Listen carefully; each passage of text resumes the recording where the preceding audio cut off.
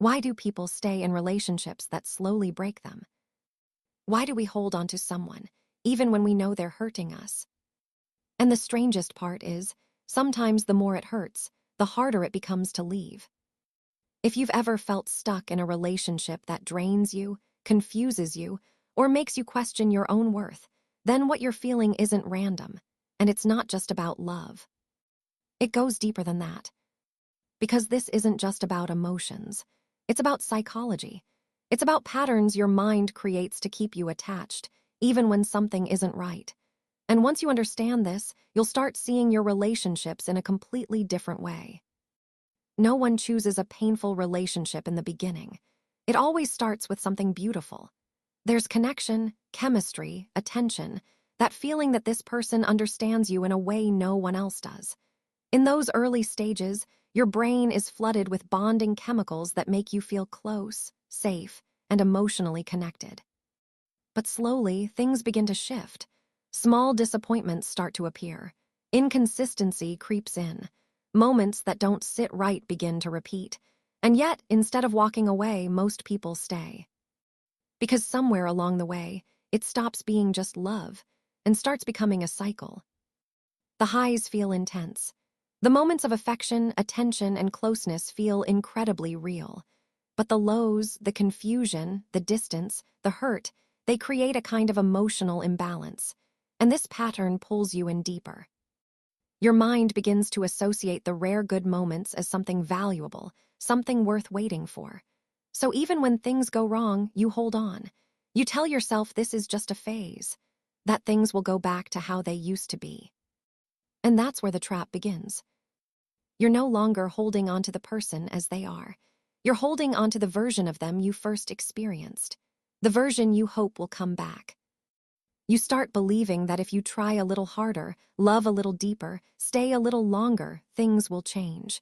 But what you're really attached to isn't reality. It's potential. And potential can feel incredibly powerful because it lives in your imagination. It keeps you invested in something that hasn't fully existed for a long time. At the same time, fear quietly builds in the background.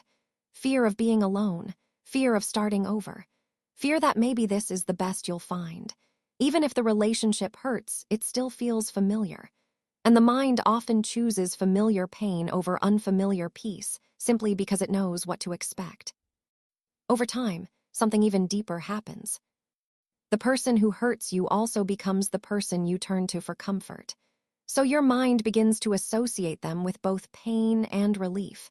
And that creates a bond that feels intense, almost impossible to break. Not because it's healthy, but because it's emotionally wired. And without realizing it, you begin to lose yourself. You stop asking whether the relationship is right for you, and instead start asking how you can make it work. You adjust your needs. You overlook things that once mattered to you. You explain away behavior that hurts you.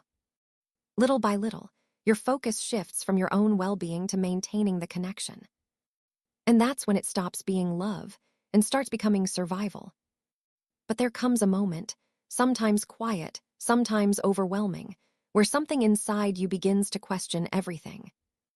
A moment where you realize that love shouldn't feel like constant confusion. It shouldn't make you question your worth. It shouldn't hurt more than it heals. And the hardest truth to accept is this. Sometimes the person you want is not the person you need. Healing doesn't happen overnight, but it begins in a single moment of awareness. The moment you stop chasing what could be and start seeing what actually is. The moment you choose peace over attachment. The moment you begin to choose yourself. And if something in this made you pause, or reflect, or see your situation a little more clearly, then you're already taking that first step. There's a lot more to understand about love, attachment, and healing. And if you want to keep exploring that, you can stay connected here. Because the right kind of love will never require you to lose yourself just to keep it.